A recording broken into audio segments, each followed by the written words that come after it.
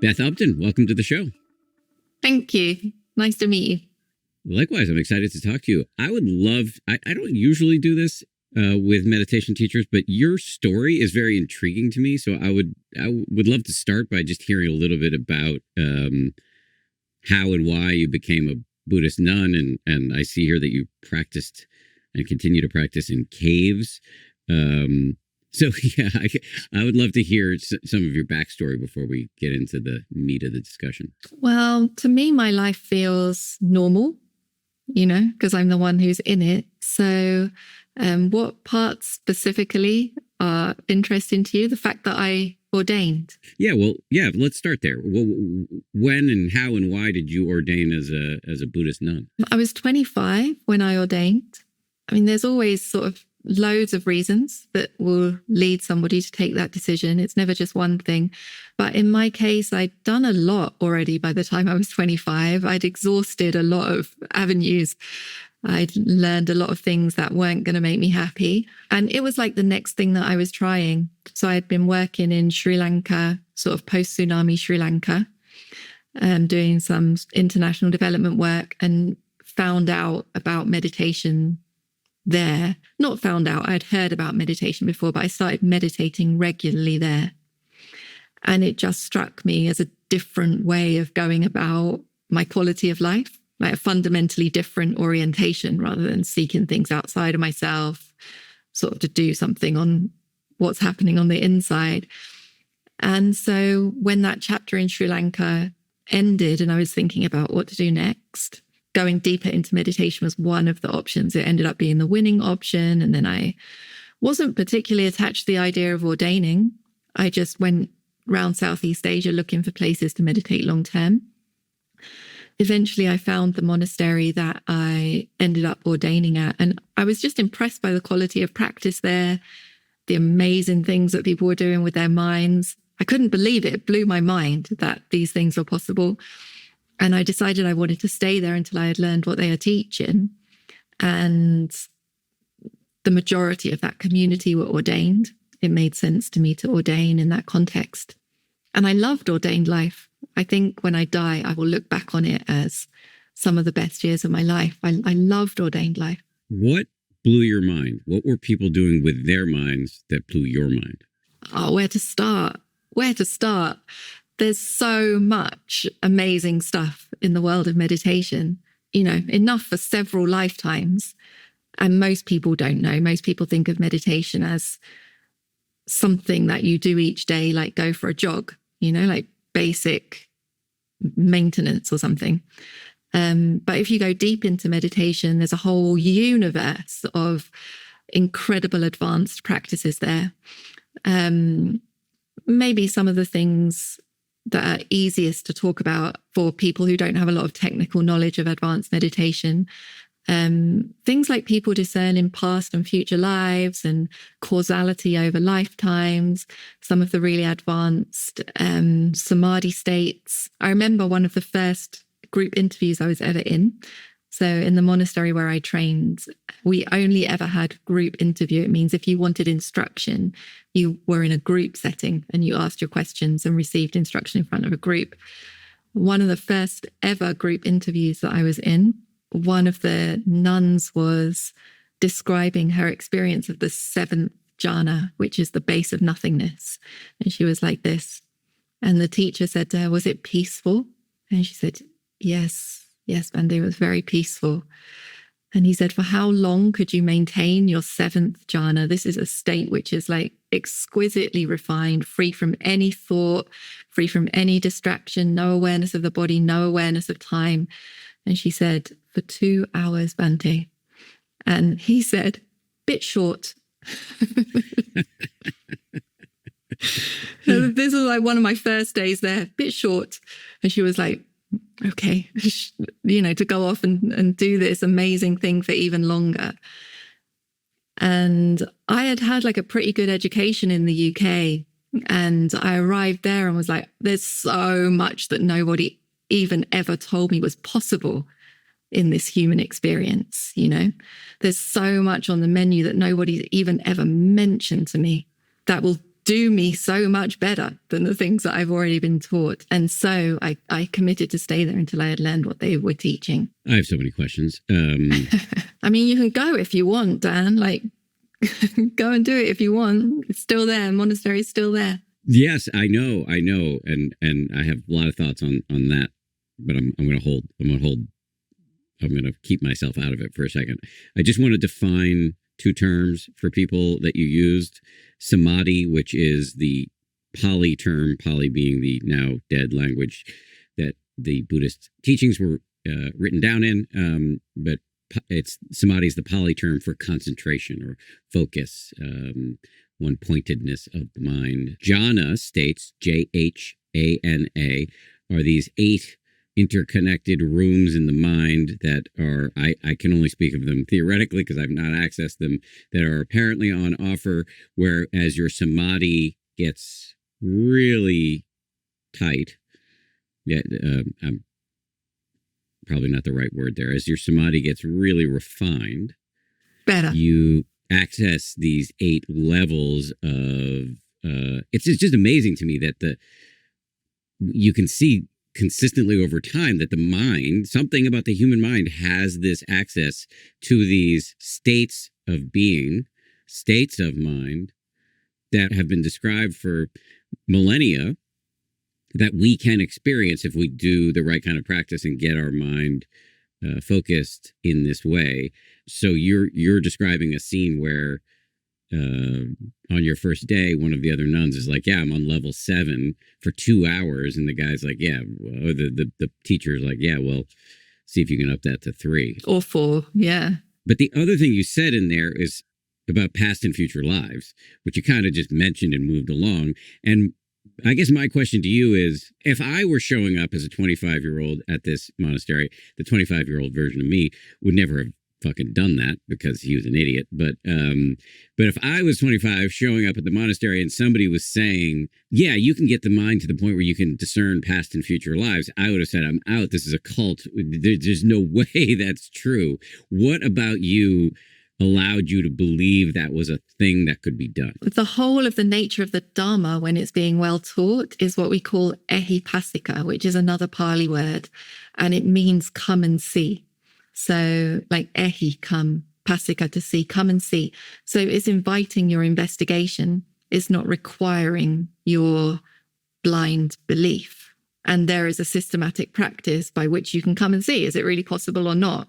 And that really appealed to my scientific side. I had like a scientific education. I was skeptical and open and enthusiastic. You know, I was willing to come and see. And I went through that method with a fine tooth comb, searching for the mistakes. But the community there is like around 1,000 people. And of those 1,000 people, not all of them are in those very advanced practices. A good chunk of them are breaths going in, breaths going out, but a good number of them are in those advanced practices. So just out of humility, I think it's worth not immediately discounting that as everyone's just in a cult, and embracing this attitude that is praised by the Buddha of like, okay, let's see if it's possible. What did you find when you went and saw? I saw it's possible and beneficial. You know, there's a lot in this life which is possible but not beneficial. The beautiful thing about this training is, yeah, it's possible. And when you do it, you feel the benefit to your quality of life.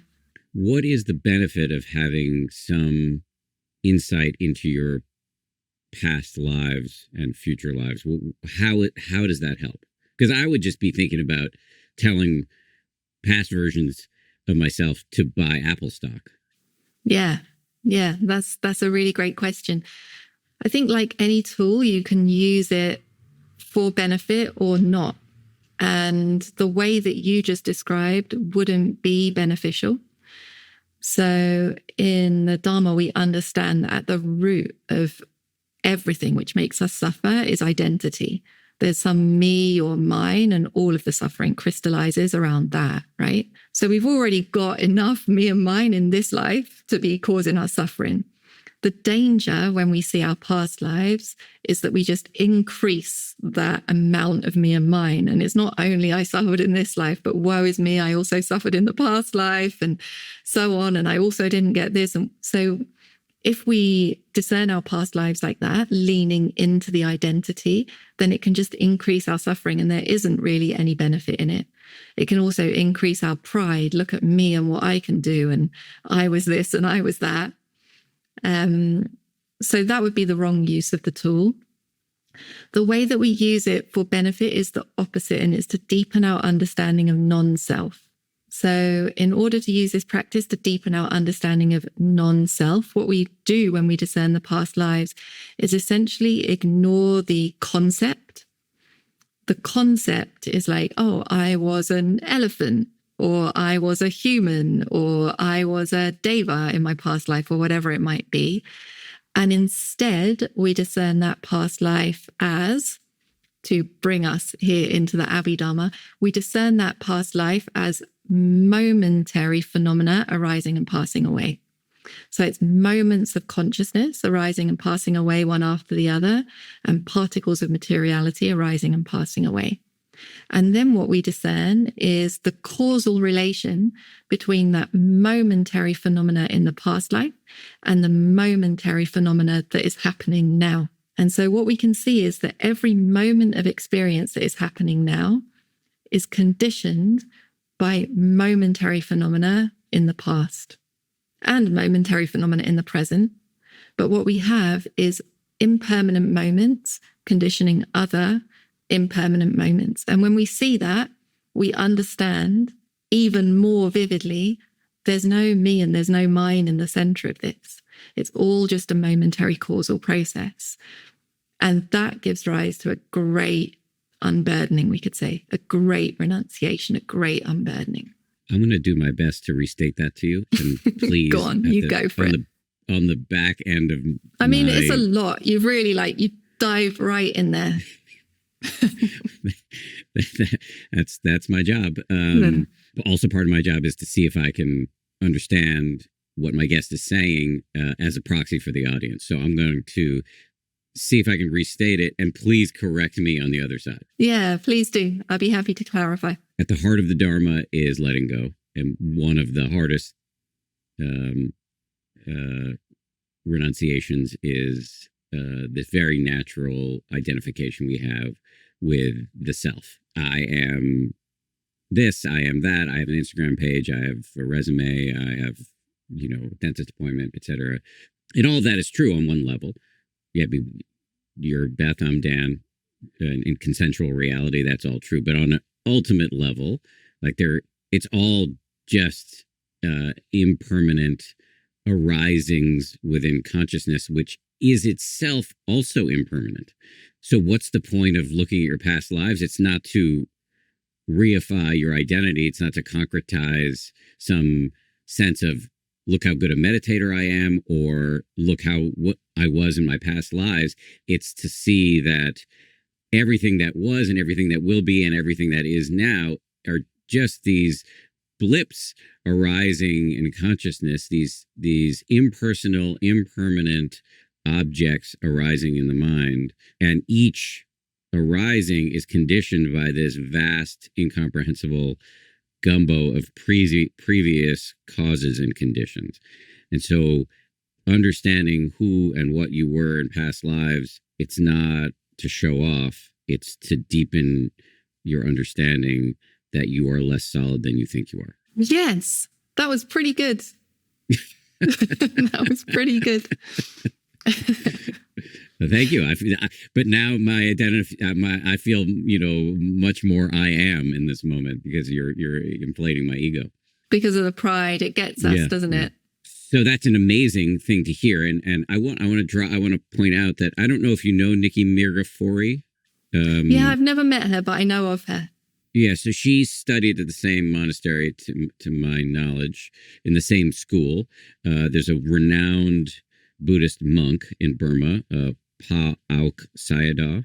I'm probably mangling his name.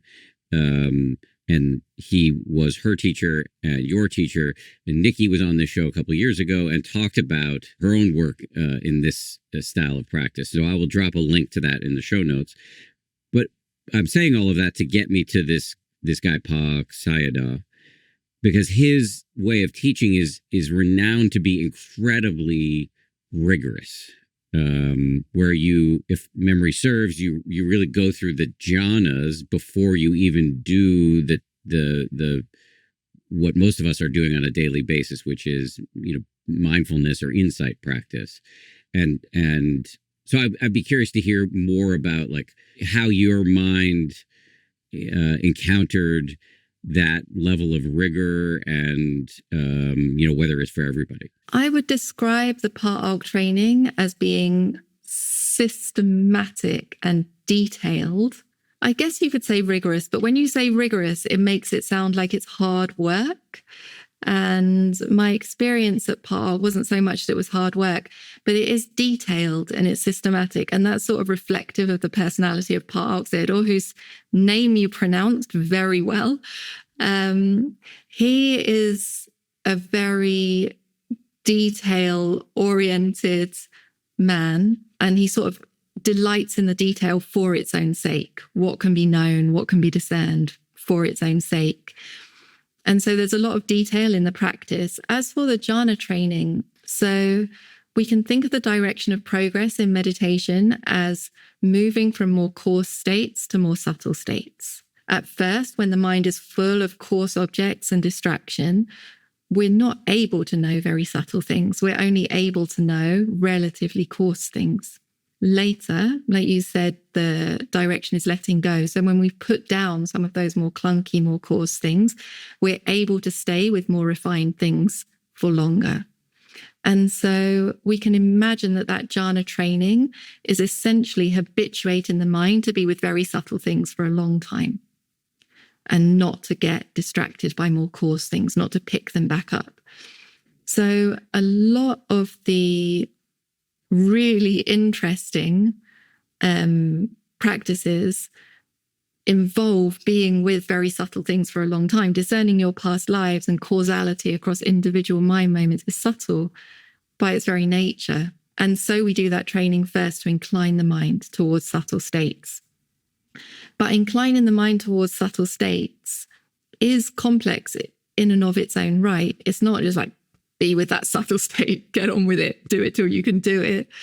In order to be with something subtle for a long time, we need to, along the way, be building awareness of all of the clunky things that we're holding on to and why, what emotions can't we put down, what objects of attention keep on drawing us in. And so it's all included, even though it might sound rigorous.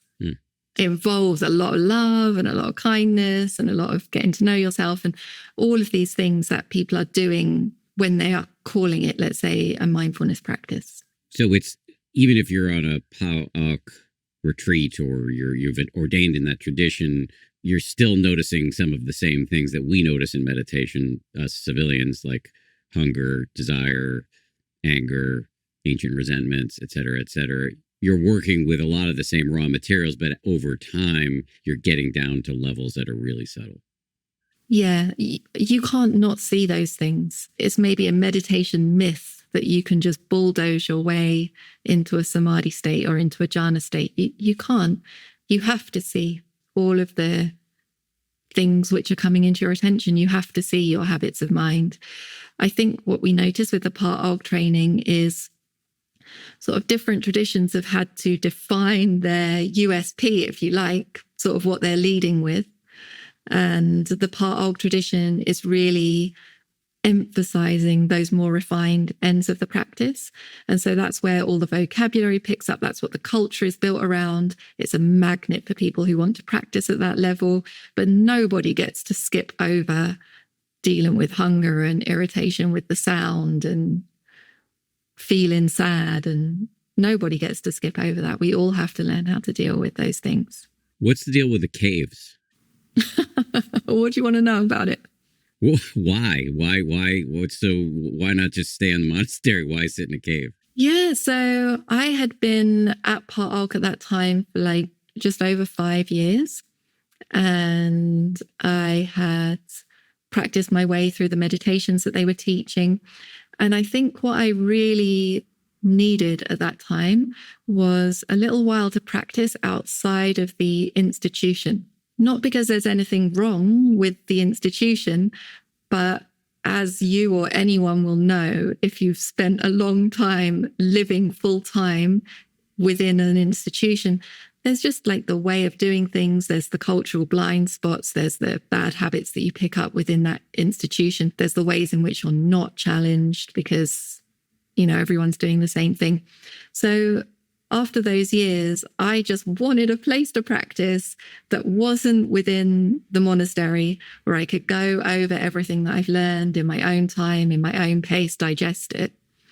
And I found it a surprisingly difficult need to get met, to be honest. As a monastic, I wasn't using money and I didn't have money. So paying to go and be in a retreat center wasn't an option for me. A lot of other monasteries were happy to have you if you practiced in the way that they wanted. So sort of re-institutionalized yourself into their institution. Some monasteries wanted you to disrobe and reordain in their tradition, which I didn't want to do. And so after a bit of a search, I just said to my mum, can you put me on a bus to southern Spain? And my idea was, it'll be warm enough to sleep outside, is southern Spain. And it's Europe. I'm not going to get skinnier and skinnier and starve to death on the side of the road. Someone's going to feed me, And so that's what I did. I didn't know that the caves were there when I left. And the first few nights, I was just sleeping on a park bench and begging my food in the local market. And then little by little, finding slightly more comfortable places to stay until I ended up in the caves. And then I was there for about 15 months the first time I was there. And then later I went back and we turned it into a meditation community. It was a great time. Really, really great time. You're a badass. I love this. This is awesome. I'll move off the biographical questions in a second, but you said earlier that you loved being a monastic. Yeah. But then you did decide to disrobe in 2018. So what was that about? I think it's more of what I was just saying. So I moved out of the institution. I was still ordained when I was in the caves, and I was doing my own practice just as an ordained person living in those caves. And then as I felt more into my practice, I realized that the things which still destabilized me, let's say, were all things that I was avoiding by being in the robes. So when you're an ordained person, for example, the way that people tend to interact with you, even strangers, there's a certain quality to it, which is very samey. And so my relational life was lacking diversity and challenge because everybody was relating to me first and foremost as a monastic. There were also sort of parts of myself that never came out to play because I was a monastic. And so I couldn't really apply wisdom to those parts of myself because they never saw the light of day because I was always being a nun. And another big one was money. So I had this rule not to use money. My university degree had been in economics, and it was very convenient for me to be not using money because I had taken a huge dislike to money and the financial system. And then I just could keep my hands clean. And I was at a stage where I was realizing I was going to start picking up more responsibility in the Dharma, maybe doing some teaching, and very much needing other people to deal with money. And yet secretly, I was holding some avoidance, judgment, aversion towards the whole of the world of finance. And that and a few other things, basically, I realized I need to get my hands a bit dirty, go and do a bit more living, go and let some of these other parts of myself out to play so that I could apply my wisdom to those things and integrate it into my practice. The other thing also is, it was around the time that I was starting to teach others in a very gentle way. And I was very aware that being ordained at Pa Auk, I'm also representing them in the way that I teach others. And I think as a layperson, the way that I teach is very loyal to the tradition in which I trained. And if I had forced myself to conduct myself at all times to that standard, it would have been so stifling for me. Because everything, the way that you sit, the way that you talk, the way that you eat, the way that you... So I think I just wanted to not misrepresent them in my humanness, and also cut myself a bit of slack by not having this pressure, this institutional pressure to, teach in a way that is exactly by the book. That makes complete sense. Yeah. Back to what you were saying about wanting to engage with parts of yourself that were quite naturally suppressed by the monastic lifestyle. As I was listening to you speak, I was remembering those Zen ox herding pictures, a series of Zen images comparing enlightenment to ox herding. And I don't remember different... Okay, well, I don't remember all the different... I'm probably mangling this in 1,000 different ways, but the punchline is the final image is going to the market. Yeah, right. So you can get enlightened, but the point is to then re-engage with the world. To integrate. Yeah, so another sort of like hackneyed simile is the child learning to walk. When you're teaching a child to walk, you do want to make it easy. You don't want to put them in the middle of the street, but we don't always in our practice want to be making it as safe and sterile as possible. There's the right time for challenge and integration. And so that's really at the heart of why I disrobed. But I've got such a soft spot for monastic life. In my heart, I love it. But in this chapter, it's not the right context for me to grow. Thank you for your patience with my personal questions. My pleasure. Let's talk about the thing you wanted to teach today. In your conversations with Marissa, our senior producer, who's Marissa Schneiderman, who is quite a serious Dharma student herself, in those conversations that you had with Marissa, you said that you wanted to talk about the Abhidhamma. Many people might not know what that is. Can you just describe and define, if you would? Yeah. So just to clarify a little bit, because of the way I trained, I spend a lot of my teaching life in these very sort of technical conversations with people. My teaching life inclines to people who are very dedicated to the practice, would probably say it's the most or one of the most important things in their life. They're doing long silent retreats with me every year. And it doesn't come naturally to me to think about aspects of what I have learned that I can give to a broad audience. My natural strength is sort of attending to the person in front of me, if you like. And so when I was thinking about, or I am thinking in general at the moment, more about of this knowledge base, what things can I take that would be beneficial for anyone, not just the dedicated meditator in front of me, but anyone. One of the answers that I landed on is this topic of, again, another Pali word, kusala.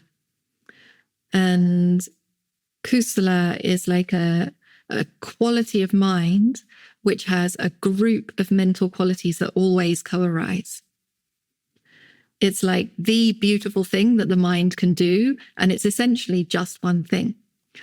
But in order to understand it well, we need to lean into the Abhidhamma. And the Abhidhamma, to answer your question, is the side of the Buddha's teachings which breaks everything down into its building blocks, into its smallest possible building blocks. So it's like the essence of what's really happening when you break it down as much as you can. And when we break things down into their building blocks, we find that it's all momentary. So this is what we were speaking about before with the past life practice, for example. When we go as subtle as we can go, we see that things are momentarily coming into and out of existence. And what the Abhidhamma deals with is what are these momentary building blocks of reality. And then it classifies them and defines them in lots of different ways. I'm going to do my restating thing. Go on, you go for it. I'm going to reverse the order of what you said. So the Abhidhamma is my friend Dr. Mark Epstein, who's a Buddhist psychiatrist. I believe he wrote his master's thesis or his senior thesis on the Abhidhamma, and he has described it as like the table of elements for the mind. Yeah, that's right. Like particle physics for the mind. Yes. So it's the aspect of the Buddhist teachings that really breaks down this whole system of mind, body, heart, whatever you want to call it, to its most fundamental and subtle elements. Yeah, the bit which is better than it being an elementary table is that it's not only for the physical world. It's that also for the mind, which is completely non-physical. Yeah. So that's where we trump science. Or you're ahead of science and science may catch up. Let's hope so. I really want that to happen. Dan, make that happen. I'm doing my best. I mean, you could think of it as its own science. It's just, more scientific than science. Yeah. I would love for science to integrate more of that Abhidhamma understanding. I'd love it. My suspicion is that it will happen, and not having anything to do with me. It's just that I see so many neuroscientists and just plain old scientists who are operating in the world today who are really interested in the Dharma. And so I have a sense that momentum exists. So within Buddhism, and within the Abhidhamma, one of the really important concepts, as you said earlier, and now I'm continuing with my restating thing here, is kusala, Kusala, which, according to my notes here, can be translated as skillful, intelligent, expert, good, right, virtuous, meritorious, beneficial, lucky, happy, healthy, prosperous, depending on the context. The opposite of kusala is akusala, Akusala. That is, in Pali, often you have a concept and then the opposite of the concept, you just put an A in front of it, kind of like atheist or theist. It's probably where we get it from. That's my full reflection, yes. That we have the Abhidhamma, which is a detailed deconstruction of the mind, and kusala is a concept that comes up within the Dharma and within specifically the Abhidhamma. If I'm correct about all of that, what about kusala is attractive to you as a broad teaching? Well, like I was saying, so I spend a lot of my time teaching the technical things. And when I am in that work of taking somebody up the meditation mountain, for example, I'm very much thinking about what is beneficial to them for their next step in terms of like the technique and the balance of their mind and everything. If I step back and I'm like, what is beneficial to everybody wherever they are on the mountain to take one step up the mountain, the answer is kusala. The name of your podcast is 10% Happier. What do you do if you want to be 10% happier? Do more kusala. What do you do if you want to like take one step out of your depression? Do more kusala. What do you do if you're suffering from anxiety and you want to ease it? One step, do more kusala. What do you do if you want to improve your parenting? Do more kusala. What do you do if you want to get on better with your boss? You do more kusala. What do you do if you're in chronic pain? Do more kusala. It's the medicine that everyone can take and get benefit. So how do you do more kusala?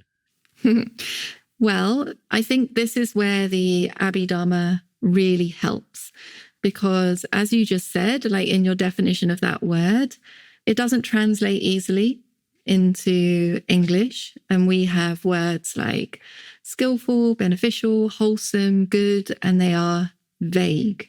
And so we think about, okay, how do I be more skillful? Well, if I knew, So it's difficult to put into practice. When we understand what's happening on that Abhidhamma level, so on this atomic building blocks level, I think it becomes much more actionable and very unifying as well. So what we need to know about kusala is that it is a collection of qualities of mind that always co-arise.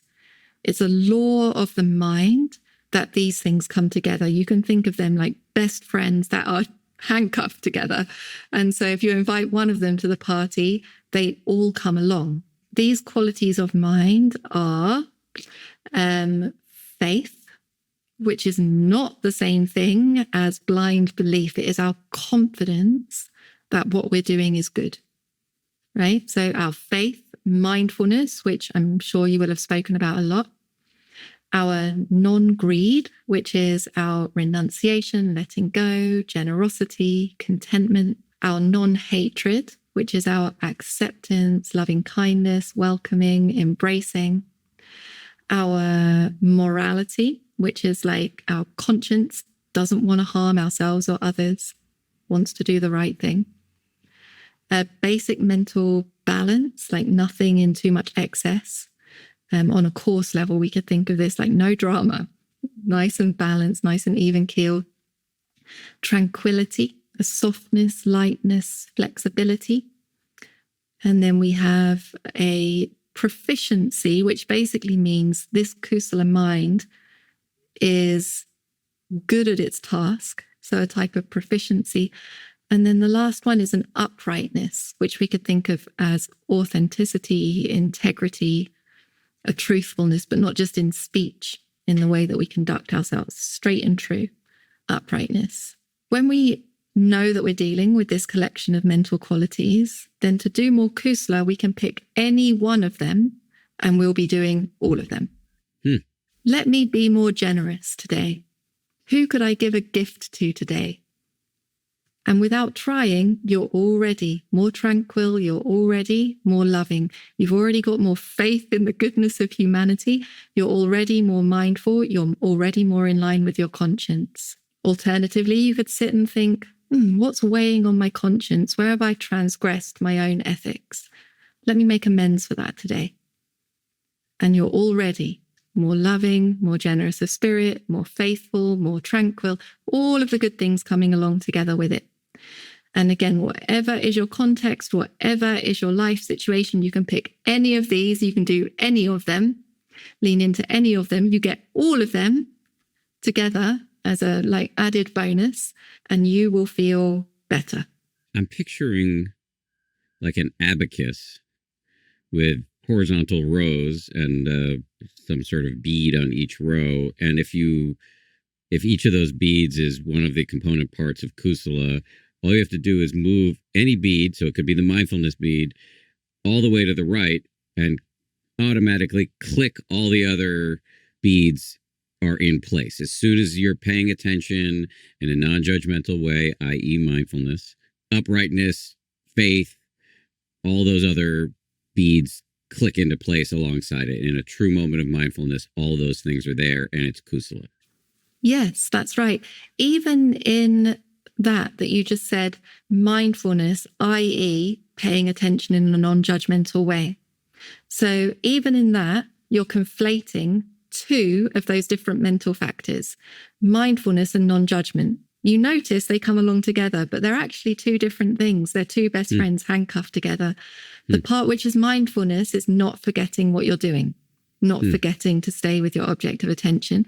And the non-judgment is the non-hatred mental factor that comes right along with it, handcuffed to it. The part where your simile breaks down just a little is that although all of these mental factors come along together, they can vary slightly in their predominance. So, for example, if you're practicing loving kindness meditation, you'll be leading with non-hatred, and it will be the predominant one in the group. They'll all be there, but one of them is making the most noise.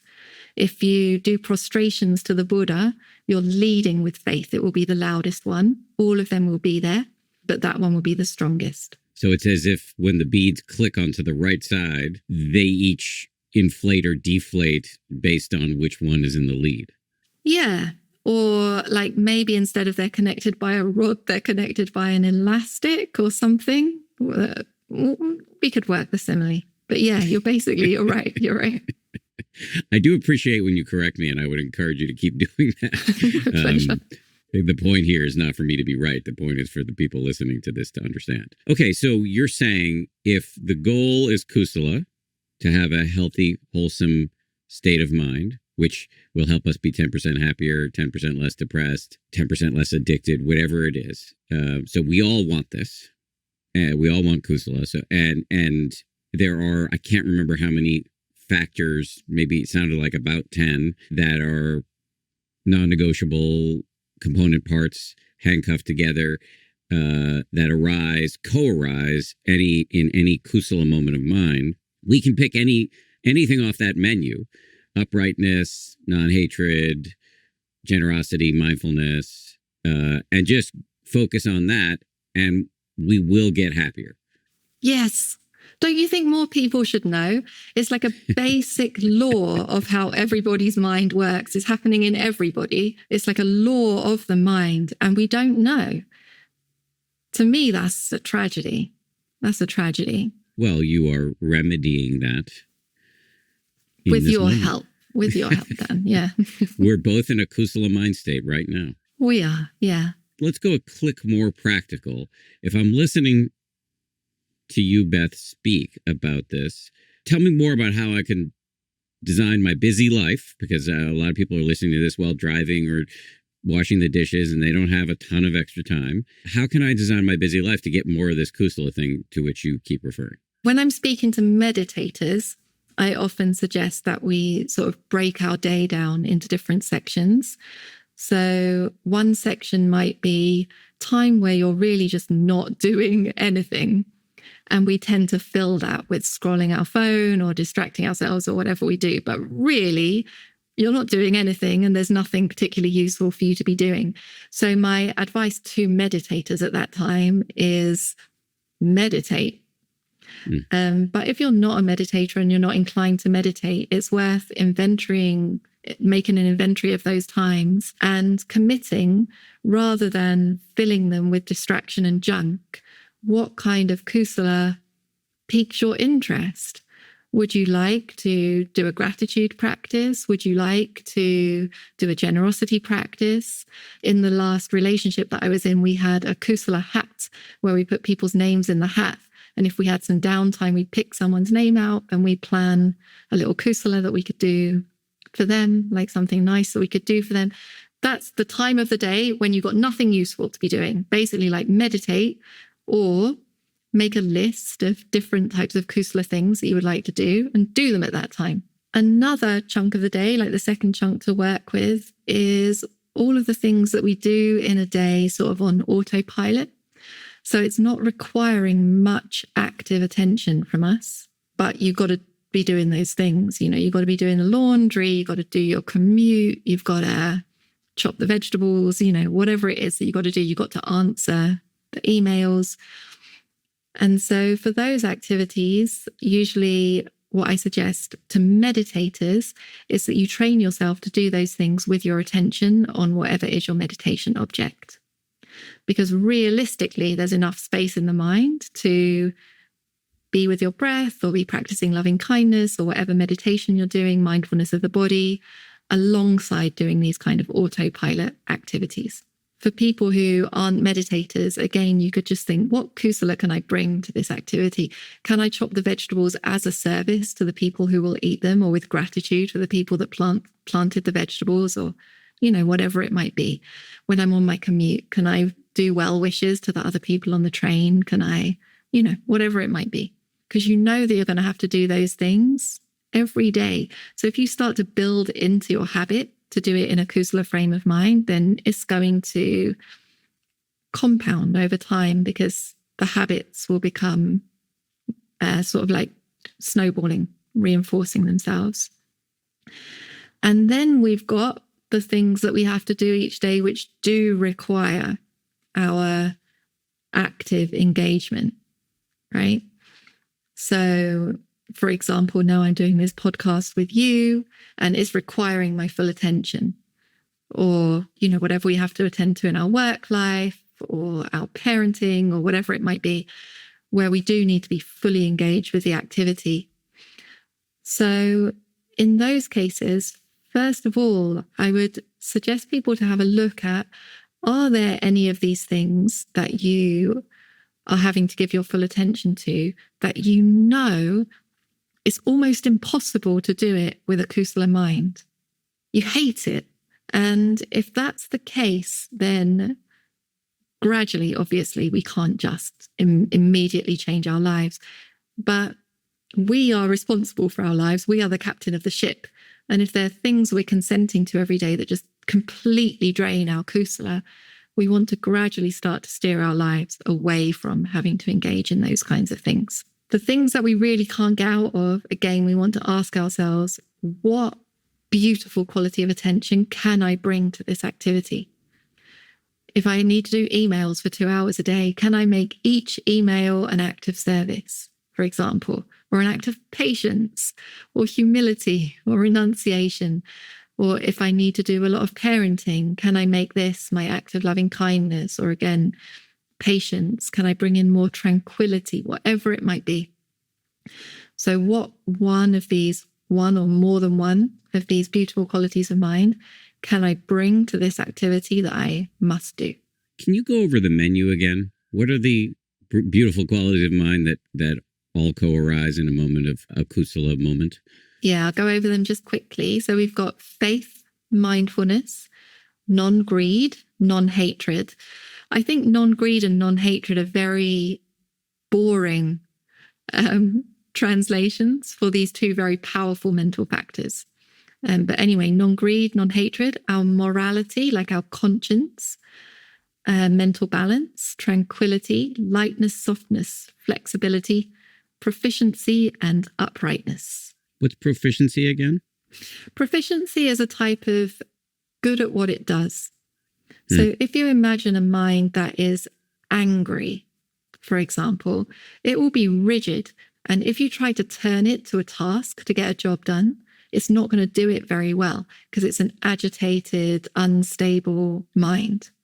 So if you are angry and you were trying to chop the vegetables, for example, you're more likely to cut your finger or make a mistake. It's not established in proficiency. But when the mind is well established in kusala, you can direct your attention, do this now, and it will do it well because it's established in kusala. When I hear proficiency as you describe it, I'm thinking a little bit about flow states. Yeah. I don't get into flow that often, or at least I don't know enough about flow to know whether I'm in it often, but there are things that I do in my daily life where I'm pretty proficient. I can play the drums. I can write an introduction to this podcast. And when I'm in those states where I'm fully absorbed and I know what I'm doing and it feels good to do it, that is kusala. You notice that other kusala comes along with it. So when you lean into proficiency and you're not thinking about it, you're not controlling anymore, then you notice you become tranquil, you become naturally mindful, you become surrendered. The hate goes away, right? They all come along together. So you're right there. And in that flow state, we have proficiency predominant, but we also have that flexibility and softness predominant, that there's no rigidity, there's no control in that flow state, right? I'm trying to think of the right simile or metaphor for what it is you're laying out here for us, because you can think of it as a recipe where if you get one ingredient, you get all of them. So it's easy. It's bargain shopping in that way. Yeah, it's like a happiness cake. Yeah. But it's also kind of like a compass in this way, I think. Yes. I'm making this up. It's like if you have this lens on life, let's boost our kusala quotient for as many waking moments, or even if you're sleeping and you're a master meditator and you can meditate in your sleep, for as many mind moments as are available to you. If that's your North Star, if that's the direction, well, then you're practicing all the time. Yes. And the truth is, sort of aside from the force of habit, which is a very strong force, there is no reason why you can't be practicing kusala at any time. There is no circumstance where it's like, this isn't the right time for kusala now. It's always the better option. Let's talk a little bit about akusala, the opposite. So what qualifies? Like if I like to mindlessly eat some pretzels and watch sports with my son. Yeah. So is that akusala?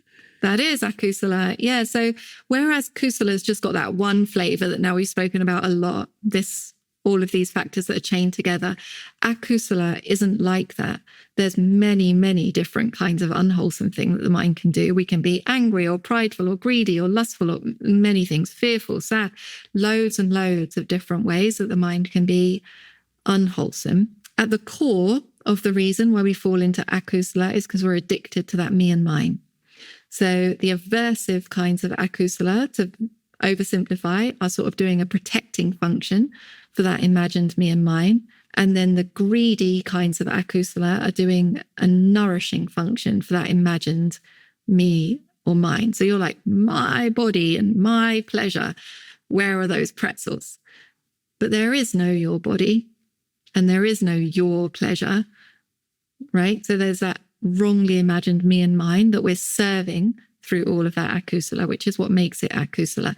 Probably one of the main reasons that we get caught up, well, at the center is that me and mine, but on the level of habit is because both kusala and akusala can feel good, right? It feels good when you're eating your favorite kind of ice cream. It feels good when you're having those pretzels. It feels good when you're gossiping with your friend.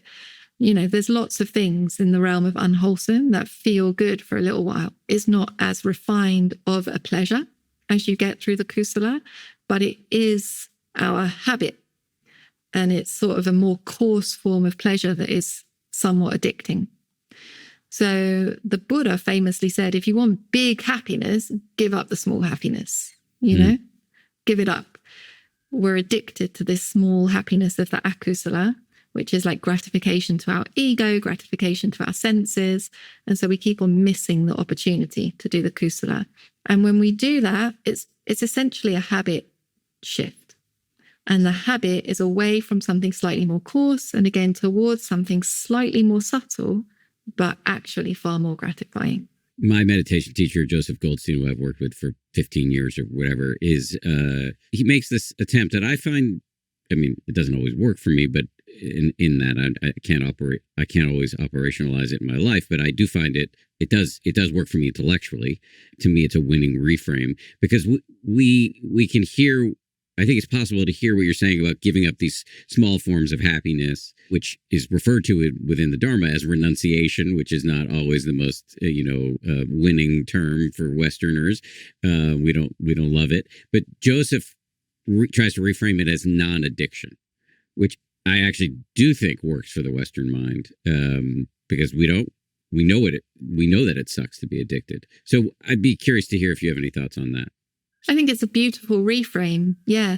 The problem is that addiction to akusala, if you want to put it in that way, addiction to this small happiness of ego gratification, seeking praise, accomplishment, achievement, seeking gratification to the senses in the ice cream and the pretzels.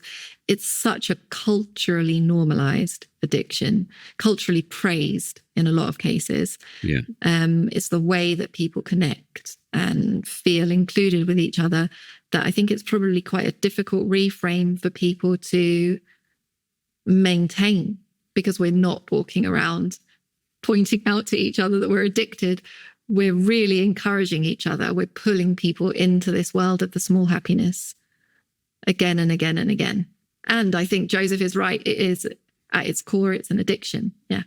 So how do we make this practical? And I'm curious, maybe the way to do this is talk about how you live as a no longer a nun, and what you recommend to your students. Like, do you enjoy ice cream once in a while? Do you ever allow yourself scroll on your phone? Are you anti-Instagram? Like, how do you navigate all of this? I don't have social media really, and I don't really use that as habit, but I do have ice cream and I do like those things. We exist in a world where sense pleasure and sense pain is definitely going to happen because we have this sensitive body. So those two things are definitely going to happen.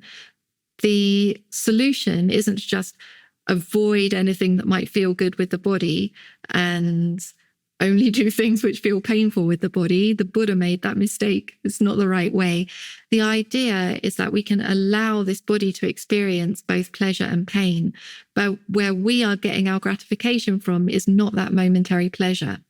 It's the kusala that we bring in our quality of attention. So, this pleasure and pain is happening. It's all the time changing, for example, is a type of mindfulness, which is a type of kusala. Or, this ice cream is here. Let me be grateful for it. Or let me be in loving connection with the friends that I'm sharing this ice cream with, would be like a different type of kusala that we could be doing. So the idea isn't to like cut off the body from pleasure. The idea is that our well-being is not rooted in that fleeting pleasure of the body. So I had a cinnamon roll last night. We getting confessional?